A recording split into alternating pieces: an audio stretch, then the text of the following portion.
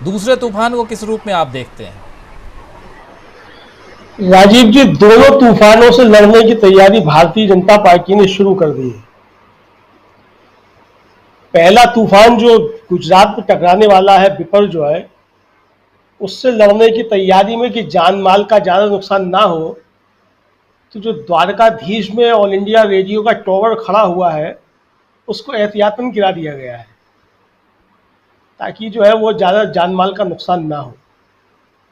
अब जो तूफान शुरू होगा पटना से, तो उससे निपटने की तैयारियां भी शुरू की हैं। अब वो मांझी जी का इस्तीफा हुआ है और बालाजी सेंथिल की गिरफ्तारी हुई है तमिलनाडु में, तो ये भी उस तूफान से निपटने की तैयारियां ही, आप इसको तैयारियों के रूप में ही देखें, इसी तरीके से इसको ग्रहण किया जाए। तो तूफानों से लड़ने की तैयारियां तो भारतीय जनता पार्टी की है, अपनी तैयारी अब वो कर रही है अपनी तैयारियां, और जाहिर सी बात है कि उसके पास तूफानों से लड़ने की शक्ति इस समय तो है फिलहाल, जब तक सरकार में है। तो सारी संवैधानिक संस्थाएं उसके हाथ में हैं, ईडी सीबीआई उसके हाथ में है, कॉर्पोरेट घराने उसके साथ में हैं, और इन सब के दम पे उसके पास एक चाणक्य है जो प्रधानमंत्री खोजने के लिए तमिलनाडु निकला हुआ है, और खोज के लिए आया वो सेंथिल बालाजी को।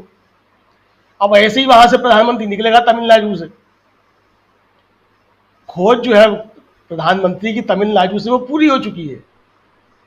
वो सेंथिल बालाजी की गिरफ्तारी जो है वहां के मंत्री की, वो बता रही है कि किस तरीके से वहां से जो नया प्रधानमंत्री निकाला जाना है तमिलनाडु से।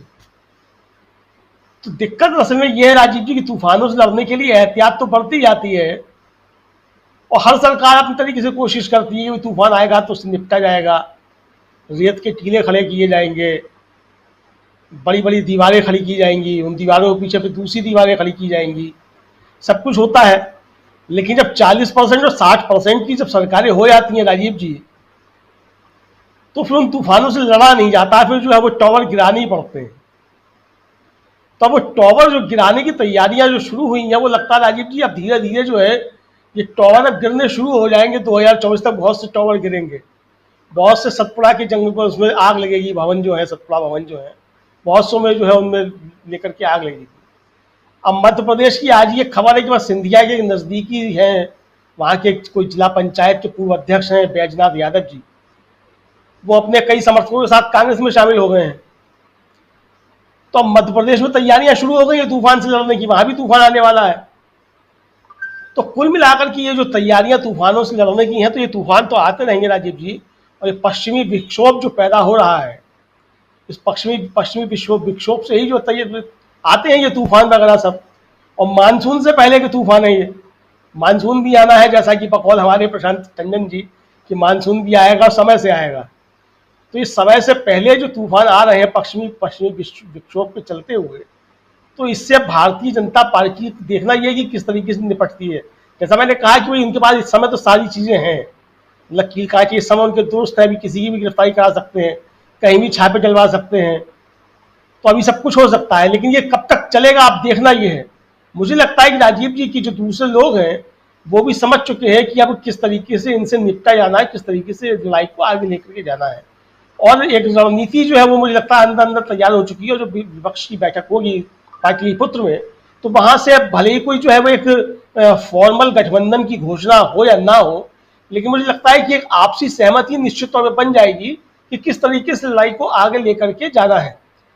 अब एक तरफ तो हमारे प्रधानमंत्री नरेंद्र मोदी जी जो है जब जाते हैं आंध्र प्रदेश के चुनाव में, तो नारा लोकेश के पापा के लिए जो कहते हैं कि बहुत भ्रष्टाचार की बातें हैं। नारा लोकेश के पापा, यानी नारा लोकेश के पापा कौन है? सी चंद्रबाबू नायडू। आपको याद होगा कि पिछले चुनाव में जब गए थे तो यही उनके बात के थे, नारा लोकेश के पापा, यही उन्होंने बात कही थी। अब वो नारा लोकेश के पापा से हमारे चाणक्य जाकर के अब मिल रहे हैं कि गठबंधन कर लिया जाए। और नारा लोकेश के पापा भी जो 2019 में फासिस्ट सरकार को गिराना चाहते थे, वो भी अब तैयार हैं। तो आप समझ सकते हैं कि ये खुद ही जो तैयारियां कर रहे हैं किस तरीके से, मतलब जगन मोहन रेड्डी के बल पे जो है आप कानून पास करवाते रहे सब, और अब उन जगन मोहन रेड्डी को भी अब माफी नहीं है। तो वहां भी आपने शुरू कर दिया, वहां आपने चंद्रबाबू नायडू को साथ देना शुरू कर दिया। तो भारतीय जनता पार्टी का जो असली चाल चरित्र चेहरा है वो इसकी जो सहयोगी है उनको भी अब धीरे धीरे मुझे लगता है सबको समझ में आने लगा है।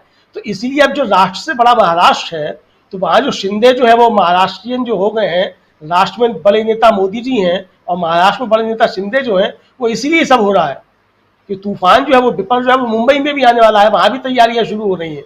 तो उसी विपर्य जॉयस निपट की तैयारी शिंदे जी ने भी शुरू कर दी है। वहाँ सर्वे आ गया है, उस सर्वे ने बता दिया है कि शिंदे जो बड़े नेता है फडणवीस से। अब मोदी जी होंगे राष्ट्र के बड़े नेता, मगर महाराष्ट्र बड़े नेता तो शिंदे ही है। तो कुल मिलाकर राजीव जी, इस समय तूफानों से लड़ने की जो तैयारियां हैं, वो तूफानों से जिस तरीके से लड़ाई आता है उस तरीके से की जा रही है। मुझे लगता है कि दोनों तरफ से तैयारियां